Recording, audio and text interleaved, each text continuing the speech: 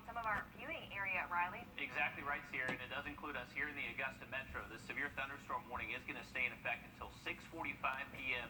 And look at all the lightning inside Bobby Jones. So it is not safe to be outside in Augusta right now, anywhere inside Bobby Jones Expressway. Try to stay away from windows. Don't use anything plugged into the wall. And lightning can actually even travel through plumbing. So try not to take a shower or anything like that until the storm does pass on by. It's producing up to 60-mile-per-hour gusts, some torrential rain, and it's been on top of us for a little while. If it sticks around for any longer, we could have some flooding issues out there, especially if you do flood very easily.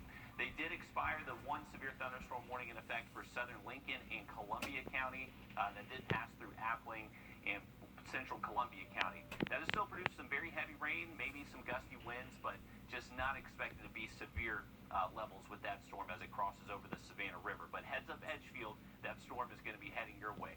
And you can see we had a collision of two different outflow boundaries right here, and it's creating this extension of rain that extends over Fort Gordon and even places like northern Jefferson County and Rennes there near Highway 1. So we are tracking some heavy rain out there, and across the southeastern corridor of the CSRA, Screven and Allendale County have seen some torrential downpours now for about the last hour and a half. So they could actually see a flood advisory issued there shortly. Here's a wide look. Now that we're seeing everything pop up, it's going to be very easy for more stuff to form. Each little cell right here is just letting out outflow boundaries that act like a mini cold front that can help generate some new storms. So we're not expected to be completely rain-free until we get to around midnight tonight. Here's a current look at our Wheeler Road cam, and usually you can see all of Augusta right here, but that is how heavy the rain is. It is completely blinding and just not good to be out on the roadways right now. So just let this storm pass on through. 75 degrees now at the airport now that we've seen this storm. So we got all up the way to 97 today, and as soon as this storm popped up, we dropped down to 75. So that is one of the benefits of these. It definitely helps cool us off from the summer heat. No surprise that the Storm Prediction Center did place us underneath this marginal risk for today. The rest of this evening, once again, these storms are producing some severe wind and even hail. So watch out for storms for the rest of this evening. Producing very heavy rain. I'm hearing it on our roof here in North Augusta. If these downpours stay on top of you for too long, definitely expect some problems with some flooding. We're going to keep the showers and storms around the next several hours. Anytime after around 10 o'clock heading towards midnight, most of the rain should be dying out. We're expecting to be dry early Thursday afternoon through Thursday evening, and even up until Thursday midnight again for us. We do have that threat for just scattered storms to be rolling on through. We're not expecting a huge shift in our pattern anytime soon. So, mid-70s tonight, hit or miss downpours. Tomorrow, mid-90s, hit or miss storms and downpours once again. And that's going to be the forecast basically on repeat for the next 5 to 7 days. You're not going to see a huge fluctuation in our temperatures, and storm chances each day look pretty good for most of us. A new chance to catch a drive-in movie in the CSRA at Walmart, of all places. We'll explain in 2 minutes.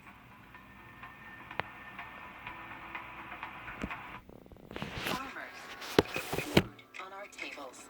Senator Wrdw is fighting to protect our food supply and help farmers weather this pandemic, ensuring that Georgia farmers can hire the workers they need to get food from the fields to our tables. And Senator Wrdw is working to expand the farm-to-school program to keep children healthy, support local foods, and help family farms. Tell Senator Wrdw, keep fighting to feed our kids, protect the food supply and Georgia farmers. My name is Francine Scott, a candidate for Super District 9 Commissioner. I was born and raised in Augusta. I'm running because Augusta is on the verge of greatness as a city. To make this a reality, we must work together, advocate for economic development projects, and for increased infrastructure for all areas of concern. My 30 years of government work experience allows me to communicate and hear all concerns for the benefit of a better community, to work, raise a family, and enjoy. On August the 11th, let's make history. The Live by Camera Network is brought to you by Mountaineer Pest Services. It's the Lazy Boy anniversary sale, and Lazy Boy is celebrating with buy one get one free recliners starting at just $6.99. Plus, get huge savings on sofas, love seats, sectionals, and more. The Lazy Boy anniversary sale. One of the reasons our political system is broken is politicians who've been in Washington so long, the only thing they stand for is helping themselves get reelected.